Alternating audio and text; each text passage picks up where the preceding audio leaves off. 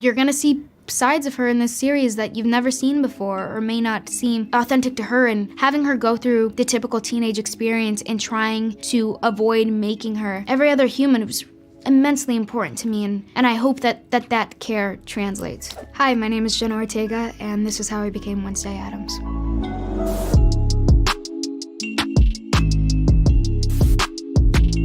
I first heard about the role of Wednesday shooting a horror film with A24 called X, and I got an email one day that Tim Burton wanted to meet with me for the role of Wednesday Addams. I was pretty taken aback. I didn't know if he had any familiarity with who I was, but then also Wednesday I actually was compared to my entire life, so it was just kind of a weird circumstance. I kind of felt like I was being pranked or something. I was always compared to Wednesday, because I'm very dry, and I don't think people can tell when I'm being serious or when I'm being sarcastic.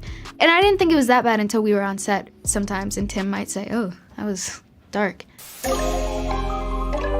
When I first got offered the role, I did not even consider fan base. I didn't consider it until we were shooting, or when I started having conversations with Netflix and they were talking about things like Comic-Con and Funko Pops. I think that's when it really started to settle in. The internal panic that I faced, the pressure of, oh, people live for this character. People tattoo this character on their bodies. She's been a consistent Halloween costume for years. I still panic about her. I still lay awake at night staring up the ceiling thinking, I should have done this. It's been done so flawlessly in the past. And that wasn't a trait of Wednesday. That's something that Christina started. It is scary, it's a lot of pressure, and you want to do justice to someone like her, and there's a lot of anticipation and expectation. And what an incredible job, and I think that I had to go to work every day and remember, it's a Netflix show, you know? My mom is an ER nurse, she saves lives. I want to make people feel good, and I want to give them that break, and that's all it is. Christina didn't join the shoot till towards the end. I was a really big admirer of her work. The strange thing is we never talked about her being Wednesday once. I think maybe one time on the last week of shooting I made a reference to her Wednesday, but I think that we both were able to appreciate the fact that they were gonna be different. I didn't want to knock her off, and I didn't want to be doing some impression of her, and I think it was really important that we just kept our ideas separate. Physicality-wise, it's funny, I think my posture has improved immensely since working on that job because I always made sure I had a straight back. I didn't move my hands or arms much if I didn't have to. At some point during the first couple weeks of shooting, I did a take where I did not blink at all, and Tim said, I don't want you to blink anymore. So that's another thing too, where it's just weird mannerisms. We try to incorporate things like that. The thing about the blinking is I didn't realize that I was doing it. It just kind of happened because every time we started to take, I would reset my face, I would drop all the muscles in my face, and Tim really liked the Kubrick stare where I stared through my eyebrows. It's just a bit intimidating. I think something like that is not blinking.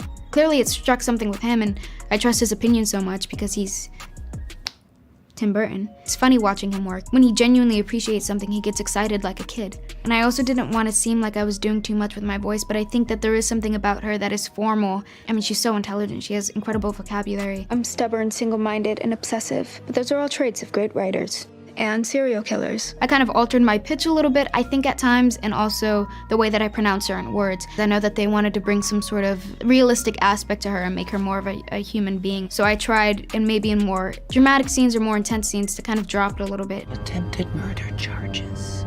How would that have looked on your record? Terrible. Everyone would know I failed to get the job done. A normal day on the set of Wednesday. I would wake up around 4:30. I would be picked up around 5:20-ish. So I get dressed, then I go to hair and makeup. And then after, I pretty much go straight to set and I start blocking, and then we start shooting immediately after. And we would do 12-hour days. We would have rolling lunches, so we just eat when we could. After shooting, I might have a couple of lessons. I might go to stunt rehearsal to learn the fight sequence that we have going on for the next day, so I'd do that for an hour, and then I might have a cello lesson, and then I go home. That was my day. That was my life for 8 months in Romania. The first time I went on set, I had a walkthrough with Tim. And the first set that I saw was the dorm room, Enid and Wednesday's dorm room, and it was wonderful. They had just put up the stained glass, but I remember also being a bit nervous or a bit, okay, this is gonna be my environment, kind of feeling it out, and it was helpful because I was just getting to know the beautiful, wonderful Emma Myers for the first time, who plays Enid. The dynamic between Wednesday and Enid is one of my favorite dynamics in TV. You know, it's dark storm cloud and sunshine. It's always so fun to play off of one another, and it's very rare that I meet someone and feel instantly connected or comfortable with them, and Emma has always been that person, and I think anyone would with her. She's that kind and genuine of a person. And another one of my... That cracks me up. That cracks me up. That cracks me up. Cracks me up that a teacher was in prison last week. Cracks me up that a teacher was in prison last week. Cracks me up that a teacher was in prison last week.